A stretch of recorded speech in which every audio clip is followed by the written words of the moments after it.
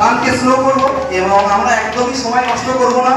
আমরা ম্যাডামকে প্রথমত যেহেতু এবং আমাদের এই প্রোগ্রামে ম্যাডাম কিন্তু প্রথম এসছেন এবং যেহেতু এসছেন ম্যাডাম আমাদের কাছে, একটা ছোট্ট প্রোগ্রামের লাভে সম্মানিত করবো। সুমিতা ম্যাডাম কিন্তু আসতে বলবো, চলে আসুন।